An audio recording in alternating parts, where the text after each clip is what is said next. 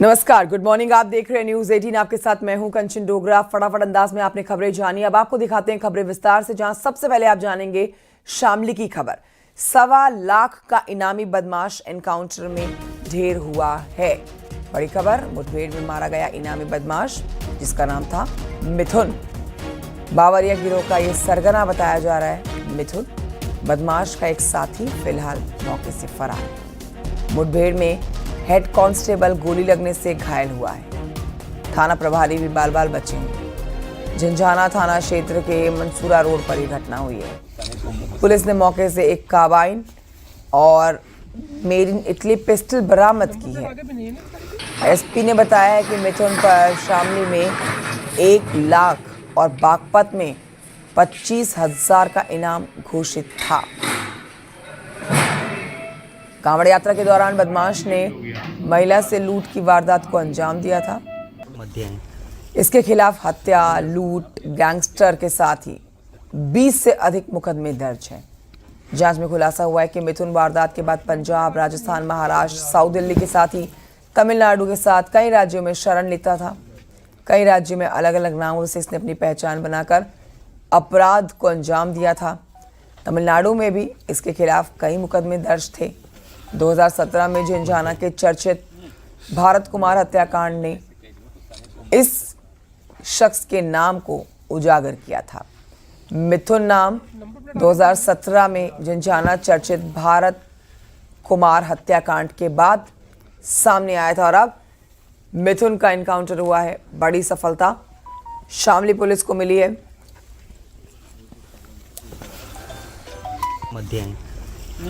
Shamli police को एक बार फिर बड़ी सफलता हाथ लगी है। शामली पुलिस ने 1 लाख रुपए के इनामी मिथुन को ढेर कर दिया है। इस वक्त हम घटनास्थल पर मौजूद है। आप देख सकते हैं तस्वीरों में जो तमाम पुलिस के आला अधिकारी हैं। एसपी हैं नरेंद्र प्रताप जी, एडिशनल एसपी हैं सुमित जी और वीरेंद्र कसाना, जो अपनी स्वाट टीम के साथ लगातार जो है चेकिंग अभियान चला रहे थे। ये वही जगह है, मैं दिखाना चाहूँगा, अपने कैमरामैन से कहूँगा कि दिखाए। ये वही जगह है जहाँ पर जो बदमाश मिथुन ढेर हुआ है वो अपने एक साथी के साथ बैठकर शराब पार्टी कर रहा था। पुलिस को मूवमेंट मिली थी कि जो 1 लाख रुपए का इनामी मिथुन है वो अपने साथी के साथ है और किसी बड़ी घटना को अंजाम देने की फिराक में है। पेरेटा का पिस्टल वहां पर है। एक कार्बाइन जो है उससे बरामद हुई है जो मौके पर मौजूद है। सर्किल आप देख सकते हैं कि जो फोरेंसिक टीम है उसने यहाँ सर्किल बनाया है और दिखाया कि किस तरह से जो है जो बदमाश था अपने साथी के साथ वो यहाँ पर जो है पार्टी कर रहा था। एक बाइक भी बरामद हुई है। फिलहाल जो बदमाश का फरार साथी है उसकी तलाश में पुलिस कॉम्बिंग कर रही है। पुलिस का दावा है कि जल्द ही फरार साथी को भी गिरफ्तार कर लिया जाएगा। शाहनवाज राणा, न्यूज़ 18 शामली। और इस खबर पर हमारे सहयोगी शाहनवाज राणा और जानकारी देंगे, फोन लाइन पर मौजूद हैं। शाहनवाज, ये एक बड़ी सफलता के तौर पर हम जानकारी अपने दर्शकों को देंगे क्योंकि ये 1 लाख और 50,000 का इनामी बदमाश जो है वो ढेर किया गया है। किस तरह से इस ऑपरेशन को अंजाम दिया, कैसे पुलिस को इसके इस जगह पर होने की जानकारी मिली? शाहनवाज देखिए कंचन, बिल्कुल ये अपने आप में एक बड़ी सफलता है। इससे पहले भी शामली में 1.5 लाख रुपए के इनामी बदमाश मारे जा चुके हैं और अब यह तीसरा बदमाश 1 लाख रुपए का जो इनामी था 25,000 रुपए का इस पर बागपत में भी इनाम था, जिसे देर रात शामली पुलिस ने ढेर कर दिया है। बताया जा रहा है कि एसपी शामली नरेंद्र प्रताप के निर्देशन में यह पूरी कार्रवाई हुई है क्योंकि जो बदमाश मिथुन था वो अपने एक साथी के साथ कांडला थाना क्षेत्र में एक लूट की घटना अंजाम देकर फरार हो रहा था, जिस पर स्वाट की टीम, एसओजी की टीम और शामली पुलिस लगातार जो है कार्य कर रही थी। शामली पुलिस के जो एसओ हैं वीरेंद्र सिंह कसाना, झंझाना थाना एसओ हैं, उन्हें मूवमेंट मिली थी कि जो बदमाश है वो अपने एक साथी के साथ झंझाना के जंगलों में शराब पार्टी कर रहा है। लूट के बाद वह अपने साथी के साथ शराब पार्टी कर रहा था। पुलिस ने घेराबंदी कर बदमाश को पकड़ने का प्रयास किया, जहाँ पर जो है जो बदमाश है मिथुन वो पहले से ही तैयार बैठा था, हथियार लिए बैठा था। उसके पास एक कार्बाइन थी और एक इंग्लिश पिस्टल था, जिससे उसने जो है धनाधन पुलिस वालों पर फायरिंग कर दी। आत्मरक्षा पुलिस ने भी जवाबी फायरिंग की, जिसमें जो सातिर बदमाश है, 1 लाख रुपए का इनामी बदमाश है मिथुन, वो मारा गया है। मिथुन पर लगातार करीब 24 मुकदमे दर्ज हैं, जिनमें से हत्या, लूट, डकैती, रंगदारी अन्य मुकदमे दर्ज हैं। बताया जा रहा है कि एसपी शामली नरेंद्र प्रताप ने बताया है कि जो बदमाश मिथुन है वो पश्चिम उत्तर प्रदेश सहित साउथ दिल्ली में भी बड़ी घटनाओं को अंजाम देता था। और जी, बहुत शुक्रिया आपका जानकारी के लिए शाहनवाज राणा। उधर बलरामपुर से खबर, जहां पर भीषण सड़क हादसा हुआ। ट्रक और बस में जबरदस्त टक्कर हुई है और इसके बाद आग लगी है। 3 यात्रियों की मौत की जानकारी मिल रही है। 20 से ज्यादा यात्री घायल हुए हैं। सोनोली से दिल्ली की ओर जा रही थी ये बस। बस में सभी नेपाली यात्री सवार थे। बेहद दुखद हादसा, 3 लोगों की मौत की पुष्टि की गई। रामपुर के थाना कोतवाली देहात क्षेत्र में फुलरिया चौराहे पर एक बस और ट्रक में एक्सीडेंट हो गया है। भिड़ंत हो गई थी, जिसके कारण एक्सीडेंट हो गया है और उसी में बस में आग लग गई है। संभवतः टैंक में चोट के कारण आग लगी है, लेकिन आग का एक्चुअल कारण बाद में पता चलेगा। सभी लोगों को निकाल लिया गया है। इसमें 2 पुलिस को डेड बॉडी प्राप्त हुई है। बाकी लोग 15 लोगों के आसपास लोगों को उपचार के अस्पताल भेजा गया है और बाकी जानकारी इकट्ठा की जा रही है। और हम लोग पुलिस और प्रशासन दोनों की यहाँ पर निरंतर कार्य में लगी हुई है। सुरक्षा व्यवस्था के इंतजाम सारे कराए जा रहे हैं। सर्वेश सिंह और जानकारी देंगे। सर्वेश, बेहद दुखद हादसा, ये किस तरह से ये हादसा हुआ है, इस पर विस्तृत जानकारी दें। और इस समय जो घायल यात्री हैं उनमें कैसी तबीयत है लोगों की? कि कंचन, एक बहुत ही दुखद हादसा रहा है। बड़ा जबरदस्त हादसा हुआ है। ये भीषण एक्सीडेंट हुआ है और ये बस जो है सोनौली से आ रही थी, यात्रियों से भरी थी। इसमें अधिकांश नेपाल के यात्री थे जो दिल्ली और गुड़गांव की तरफ जा रहे थे। फुलवरिया बाईपास पर एक तेज रफ्तार ट्रक ने बस को टक्कर मारी है और बगल में बिजली के खंभे लगे हुए थे, ट्रांसफार्मर लगा हुआ था। बस उसी ट्रांसफार्मर में जाकर के लड़ी और शॉर्ट सर्किट से बहुत तेज आग लग गई बस के अंदर और पूरी बस मिनटों में जलने लगी और उसमें शीशा तोड़ करके तमाम यात्री बाहर निकले। और संयोग ऐसा था कि ट्रैफिक के लोग वहां पर मौजूद थे। उन्होंने तुरंत फायर सेंटर और फायर ब्रिगेड को फोन किया और बगल में ही फायर ब्रिगेड थी और मुश्किल से 5-10 मिनट के अंदर सारी कार्रवाई होने लगी है। तो जिसमें से जो निकाले गए उसमें से तमाम लोग तो बाहर निकाल गए, घायल अवस्था में उनको अस्पताल पहुंचाया गया। 2 लोगों की डेड बॉडी बस के अंदर से निकाली गई है और एक व्यक्ति, जब ट्रक का मलबा हटाया जा रहा था तो एक व्यक्ति की डेड बॉडी मिली है। इस तरह से अभी तक 3 लोगों के मरने की पुष्टि हुई है, जबकि 14 लोगों को अस्पताल में भर्ती हैं, उनके बारे में क्या जानकारी है? ये अस्पताल में जो भर्ती हैं उनके में से 6 लोगों की हालत गंभीर है, जिनको हायर सेंटर रेफर भी किया गया है। एक को लखनऊ रेफर किया गया है, 2 और 5 लोगों को बहराइच रेफर किया गया है बेहतर इलाज के लिए। तो और यहाँ पर जो भर्ती हैं संयुक्त अस्पताल में, उनको घायल हुए हैं लेकिन बहुत ज्यादा इंजर्ड नहीं है, उनका इलाज किया जा रहा है। सर्वेश जी, बहुत शुक्रिया जानकारी के लिए आपका। संसद के शीतकालीन सत्र का आज दूसरा दिन है। इस पर आपको बताते हैं कि दूसरे दिन भी संसद सत्र के हंगामेदार रहने के पूरे आसार हैं। चूंकि सोमवार को ऐसी तस्वीरें देखी गई जो कयास लगाए गए थे, आखिर वही हुआ। सोमवार को विपक्षी दलों ने एसआईआर के मुद्दे पर चर्चा की मांग करते हुए लोकसभा में जमकर हंगामा किया। अब दूसरा दिन भी ऐसा ही हंगामेदार रहने के पूरे आसार हैं। लोकसभा को स्थगित किया गया था कल। आज कांग्रेस संसद भवन के मकर द्वार के सामने प्रदर्शन करेगी। संसद के मकर द्वार के सामने आज कांग्रेस का प्रदर्शन है। एसआईआर पर चर्चा की मांग को लेकर ही प्रदर्शन होना है। कांग्रेस, समाजवादी पार्टी एसआईआर पर सवाल उठाते हुए आरोप लगा रही है कि वोट इससे काटे जा रहे हैं, लोकतंत्र को खतरा है।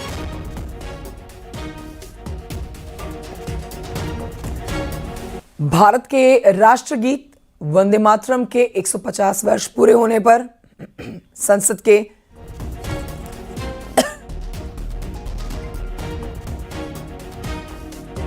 बड़ी जानकारी आपको दे रहे हैं कि भारत के राष्ट्रगीत वंदे मातरम के 150 वर्ष पूरे होने पर संसद के शीतकालीन सत्र में विशेष चर्चा का आयोजन किया जाना है।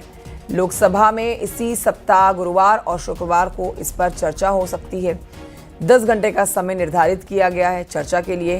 प्रधानमंत्री नरेंद्र मोदी भी इस विषय पर बहस में भाग लेंगे। 30 नवंबर को बुलाई गई ऑल पार्टी मीटिंग और लोकसभा और राज्यसभा की बिजनेस एडवाइजरी कमेटी की बैठक में इस प्रस्ताव पर सहमति बनी है।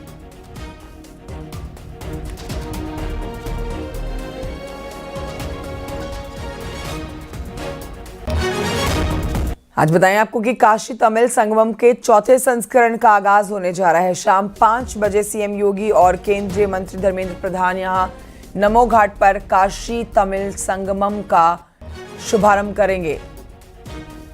15 दिनों तक चलने वाले इस आयोजन में दक्षिण भारत और उत्तर भारत के परंपराओं का संगम दिखने जा रहा है। तमिल करकलाम यानी कि तमिल सीखें थीम पर आधारित इस आयोजन में तमिलनाडु से 1400 से अधिक प्रतिनिधि काशी पहुंच रहे हैं। काशी और तमिलनाडु के पारंपरिक कलाकार काशी तमिल संगमम में भारतीय संस्कृति का अद्भुत संगम प्रस्तुत करेंगे।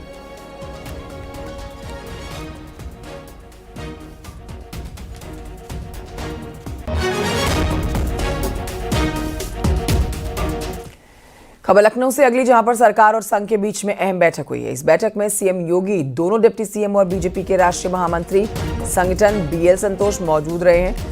आरएसएस के सह सरकारवाह अरुण कुमार शामिल हुए हैं बैठक में एसआईआर, संघ शताब्दी वर्ष के कार्यक्रमों के साथ साथ पंचायत चुनाव और विधानसभा चुनाव पर चर्चा हुई है। संघ संगठन सरकार के बेहतर तालमेल की रणनीति तैयार की गई।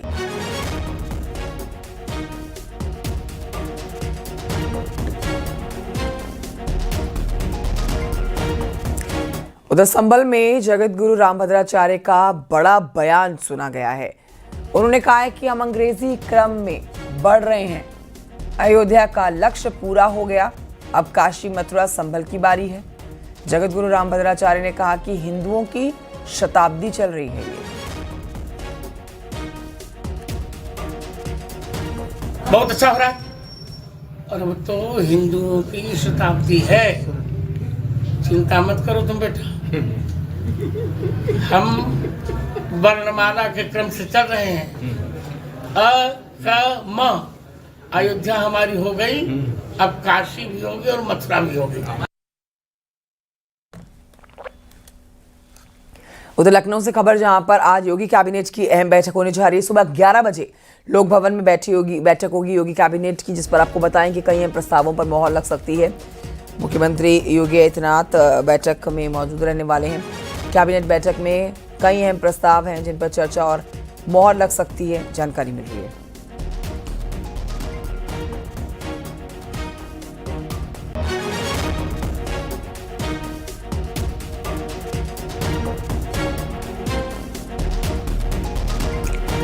और आइए बढ़ते हैं आगे, आपको बताते हैं आगरा से अगली खबर आ रही है, जहां पर नकली देसी घी बनाने की फैक्ट्री का पुलिस ने खुलासा कर दिया। पुलिस ने छापेमारी करके यहां से नकली देसी घी बरामद किया। तो वहीं आगरा से एक और जानकारी मिल रही है कि बस स्टैंड पर बम की सूचना से हड़कंप मचा था। मामला थाना हरिपर्वत क्षेत्र के आईएसबीटी बस स्टैंड का है। बस के कंडक्टर ने पुलिस को सूचना दी थी। एक पार्सल बस स्टैंड पर रखा है जिसमें बम है। एटा से आई बम बस से इस पार्सल को बस स्टैंड पर खड़ा करा गया और उस पार्सल को लेने के लिए कोई भी सामने नहीं आया, जिस पर पुलिस अब अलर्ट हो गई। कई थानों के फोर्स के साथ यहां पर डीसीपी, डॉग स्क्वाड और बम स्क्वाड की टीमें पहुंच गई और लगभग 1 घंटे तक बस स्टैंड पर चेकिंग की गई। सभी बसों को बाहर निकाला गया। चेकिंग के दौरान उस पार्सल में पार्टी क्रैकर्स और बैटरी के जरिए चलने वाले पटाखे निकले। पुलिस मामले की जांच कर रही है।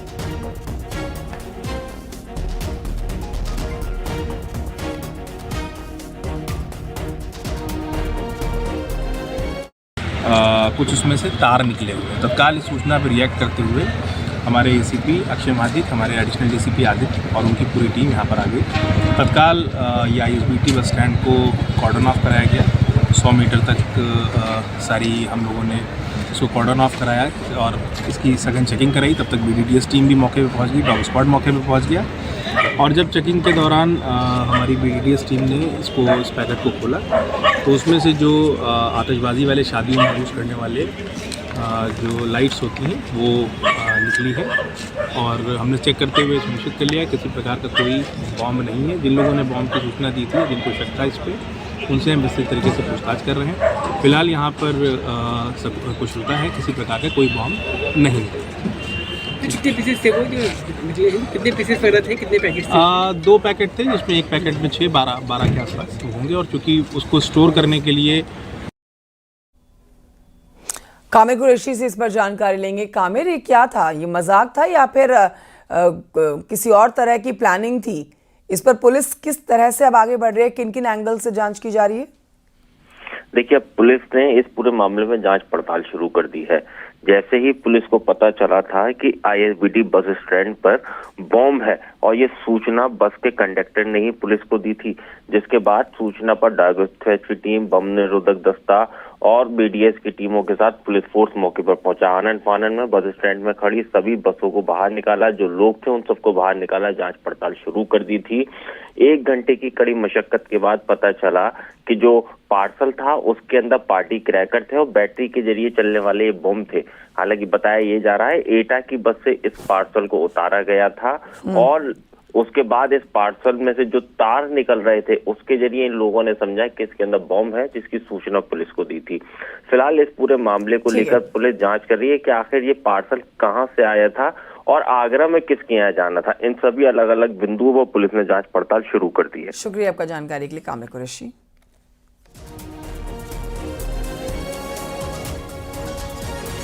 और इन्हीं खबरों के साथ वक्त एक छोटे से ब्रेक का है, कहीं मत जाइए, आप देखेंगे आगे पहाड़ की खबरें।